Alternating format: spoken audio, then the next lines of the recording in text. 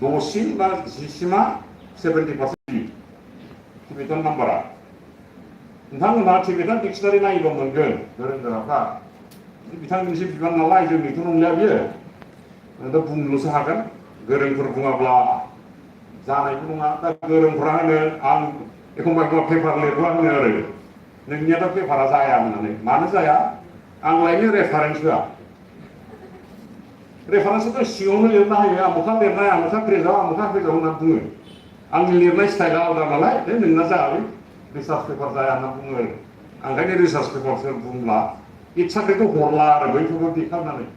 रोंगौबाबो होआ आङो अख्रा थारलाय आंनि साइडआव गोरोंफ्रा गोरों थाथोंसै रोङैफ्रा रोङै थानोसै आं बिदि सानो आरो नाथाय बिदिजोंबो जानाय नंला बादि मोनदां जोंनि गोरोंफ्रा बेदलुन बेदलाम एसे बादा जाबाय बिसोरो होसोआखिसै बे खबर होसोलागासिनो दं गार' होसोगासिनो दं राभा होसोगासिनो दं जायनि थाखाय जोङो जोंनि हिस्टरिकेल लिंगुइस्टिक्स जायखौ प्रजेक्ट माबा होनो ट्रेजेक्टरि होनना बुङो लेंगुवेजनि ट्रेजेक्टरि जे टिबेटाननिफ्राय क'क्राझारसिम दावबोनायाव जों मा माखौ दांनांगौ आं होनदोंमोन जोंनि लेखा गोरोंफोरखौ नेपालनि किरान्थिफोर किरात सोदोबजों लिंक दंलाय बे किरान्थि सोदोबा किरान्थिफोरनियाव धोरोम बिजाब दं जेसेबांखि किरान्थि थाया माने शेरपा बा माबा हारिनि माबाफोर दङ बिसोरनियाव मोनसे धोरोम बिजाब दङ किरात बन्धम होननाय बे किरात बन्धम बिजाबाव बैसोर जेसेबां मोदायखौ फुजियो बै किरातफ्रा बे मोदायफोरनि मुंजों गोबां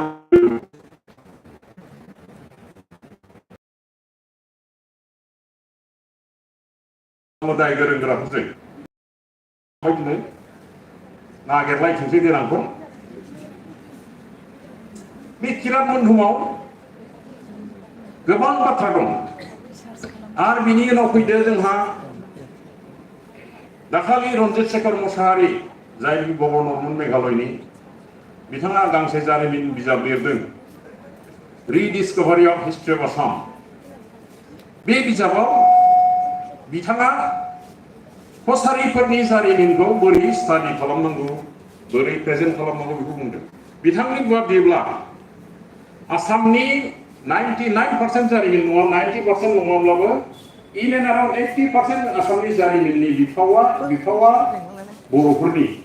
कसारिफोरनि बिफाव दङ दा बे बाथ्राखौ इस्टाब्लिस खालामनो जागायबाय रन्जित शेखर मोसाहारियासो जागायबाय सासे गभर्नरासो जों बहा थांखो जोंनि लेखा गोरोंफ्रा जारिमिन गोरोंफ्रा बहा थांखो दा होनब्ला दाय जागोनखौबो होननानै दोनबाय नांफाव नालाय एसे गरम जाहैदोंसै बाहेराव लाबायबायलै बियो होननानै खिन्थु नांसिगौ रायलायनाया गोनांथि जाबाय लिंगुइस्टिक हिस्ट्रियावबो नांगौ आरो बेनिफ्राय फैदोलाय दानिया थुनलाइनि बाथ्रा जोंनिया थुनलाइया खालि बान्था मोननायनिल' नङा जोंनि थुनलाइगिरिफ्रा बान्था फाग्लि जाजोब्बाय गासिबो बान्था मोननोल' होसोयो बिदिजोंथ' जाया दा बाथ्राया जाहैबाय नोंसोर बर' मिडियाम फरायना फैदों चित्तरन्जन मोसाहारिनि सल'मा फरायनानै बे नबिनवारिनि जारा फाग्लानि सल' फरायनानैथ' जों साख्रि मोनालै सार्टिफिकेटल'सो मोनगोन एम ए पास जानायनि बिदि ना नबिनवारिखौ गाज्रि मोनाखै जोंहा खामानि दंमोन जों मावाखै मा मावाखै साख्रि नागिरनायनि थाखाय मा बिजाब नांगौ जोंनाव गांसेबो गैया दंसै गैया भारतनि जारिमिननि सोमोन्दै गिदिर बिजाब गांसेबो गैया पलिटिकेल साइन्सनि बिजाब गैया ससियलजिनि बिजाब गैया जेबो गैया ओमफ्राय जों क्लासिकेल नागिरगासिनो दं जागोनसै बिजों क्लासिकेल आंथ' सानो जाया गाज्रि दामोन बिथांमोनहाबो बाथ्राया बेनो बबेहाय जागायनो जोंलाय खामानिखौलाय दाबो आन्दायदों गियो बे खामानिखौ जागायनांगौब्ला बयबो रल लानांगोन मोनफ्रोमबो खामानियाव दा दिनै जोंहा बिटिआर दङ बिटिआरआ फान्डिं होनो हायो लिरनो एबा बिजाब बायनो बिटिआर जागायजेननाय समाव आं निजे दंमोन बे समाव बुक फेयार खुंबाय थादोंमोन बुक फेयार खुंनायखौ थांनाय लोगो लोगो बे थैबाय दा कालसारेल कमप्लेक्सआव खुङो खन्थाइगिरि जथुमजों आसलथे बिजाब मेलाया गेजेराव जानांगौ मोननै खोथा दङ शास्त्रआव जौ दखाना फायखाना सेरावबो खेवजायो लेखा दखाना नोगोर गेजेरावसो खुलिजायो खारन जौ बायनो बे फायखाना सेरावबो थांगोन गोथै बारियाव थांगोन खिन्थु बिजाबखौ टाउन गेजेरावसो बायनो फैगोन ओंखायनो बुक फेयारखौ क'क्राझार गेजेराव अनलि एज ए बुक फेयार खुंनांगौ आङो 1990 निफ्राय 2014 सिम बुक फेयार खुंदों बेखौ बिटिसि बै समनि बिटिआर बै समाव बिटिसिनि दैदेनगिरिफोरखौ बाख्नायनांगोन बिथांमोना बुक फेयारनि खुंनांगोन दानिया आं फरायसाफोरखौ बुंसै एसे मिनिबाय दाना नोंसोर एसे सिरियास जादो बेखौ बुंनानै फोजोबनोसै आङो गासै सल' मथे बिए बिथि आङो लेखा फोरोंजोबखाया ACS खौ बोरै मोनखो आं दाबो मिथिया दा आंनि गान्दुआव इंराजि सोलोंनायनि थाखाय बिएन भट्टाचार्यनि डिक्सनारि थायोमोन बेनो आंनि गान्दुमोन आरो इंराजि बानाना गन्डगल जाबाथाय आं बेखौ बदलायो बे सान हरनि 12टाबो जानो हागौ सानसु थिरबो जानो हागौ बेलासिबो जानो हागौ फुंबो जानो हागौ आं कलेजाव क्लासबो लानो मोनाखै खिन्थु इंराजि रावखौसो सोलोङोमोन आङो ओमफ्राय इन्टारेस्टिं बाथ्राया जाहैबाय आङो एलपि पास जादों बर' मिडियामजों हाइ स्कुल फरायनाय असमिया मिडियामजों थारमाने आसाम गभर्नमेन्टआ 1962 ना 63 आव एलपि पास जाहोबायना बर' मिडियामजों बोसोरसेया बर' मिडियामखौ रिकगनाइज होआखिसै ना एमइ आव जोङो बर' असमिया मिडियाम फरायनांबाय क'क्राझार जिल्लानि थिथागुरिया दतमा ब्लकनिबो सल' दै दस्रानि नङा दा दालि खिथ्रिथार आं मानसिया आलुबो जायो दालिबो जायो लाब्राबो जायो गासिबो दा बिदिजों माब्रै रोंनांगौ होननानै साननो नाङा माब्रै रोंनाङा होननानैबो साननो नाङा नोंसोरखौ फोरोंबाय क्लासाव फोरोंनायनि उनाव जेब्लाबो गोसोआव कुइसन फैनांगोन सोंनाय फैनांगोन जे बाथ्राया बोरै जाखो दा नोंसोरथ' नों पलिटिकेल साइन्सबो फरायबाय आरो साइन्सबो फरायबाय कमार्सबो फरायबाय गासैबो मोनफ्रोमबो साबजेक्टआव नोंसोरखौ फोरोंबाय जोंनिया गन्डगला मा आमुखा फोरोंबाय बेयावनो जोबथाय जोंनिया खिन्थु बे जोबथानाया थिग नङा जेब्लाबो गोदान सोंनाय फैबाय थानांगौ गोसोआव सोंनाय फैयाब्ला किउरियासिटि फैयाब्ला सोलोंनाया जाया ओंखायनो किउरियासिटिनि प्रयोजन दं प्लास नाजाथाबनाय बर'आलाय मा रोंनो बा बर'जों मा जानो बिदि नङा जायो आंनि उननि बैसोनि बर' मिडियामनि सेंग्राफ्रा बांसिनानो मोजां फरायदों मोजां साख्रि मोनजोबदों जों दा मानो साख्रि मोना जोंनि फरायनायावनो गोरोन्थि दं आंनिब्ला बे गोरोन्थिया जाबाय जोङो खालि डिग्रिल' होसोगासिनो दं आरो बेनिफ्राय डिग्री पास जानानै एमए पास जाबाय बिए पास जाबाय माबा पिएचडि लाबाय पिएचडि लाखांनानै वाट होननाय मोनसे फैयो आफ्टार दिस वाट बे वाट होननायनि फिननायखौ जोंनो नांगौ ओमफ्राय वाट होननायनि फिननाया नोंसिनाव थानांगौ आं डिग्रिल'सो लाबाय डिग्रिनि उनाव मा नांगौ आंलाय आं एसामिस सेकेन्ड लेंगुवेजजों ओमफ्राय एडुकेसनजों बिए पास जादों खिन्थु ACS आव आङो हिस्ट्रि एन्ड ससियलजि होनानैसो पास जादों। असमिया साबजेक्टआव आं पास जायाखै आरो ओमफ्राय बेखौ आं कलेजावबो फरायाखै हारसिङै फरायनानै आं बे मोननैखौ पास खालामदों आरो बे साबजेक्टखौ। बै जे किउरियासिटि बेखौ डिग्री लानो MA पास जानो BA पास जानो होनना फरायाखै आङो फरायनोबो नाङा दा फरायो आं माबा मोनसे सोलोंनो बर' फरायनाय लोगो लोगो मोनसे सोंनाय फैगोन आচ্ছা बर'खौ आंथ' फरायबाय बर'फोरजों सोर सोर दं सल'मा दोंसे फरायबाय बर'आव सल'मा दं आচ্ছা असमियाव मा सल'मा दं बांलायाव मा सल'मा दं बेफोर सोंनायफ्रा फैबाय थानांगौ आरो बेनिफ्राय दानि फरायग्राफ्रा होनो आं असमिया हांखो रोङा आंथ' मिनियोसो आरो रोङाबा नों थैदो आं इंराजि रोङा थै सोर बादा होदों थैनायखौलाय थै जिहेतु रोंखाया नालाय आरो नाजानांगोनथ' आंखौ असमिया फोरोङाखै असमियाजों मेट्रिक पास जानांबाय BA पास जानानै LP आव आं नुफेराखै असमिया आंखौनो रावखौनो खोनाफेराखै बांला फरायो जोङो बे बांलायावसो दंजोबो बिथांनि मारिब्ला थुनलाइफ्रा बिथाङा जावले जावले बुङो बिथाङा बांलाफोरनि दा बे नबिनुआनो बांला मिडियाम फरायाखै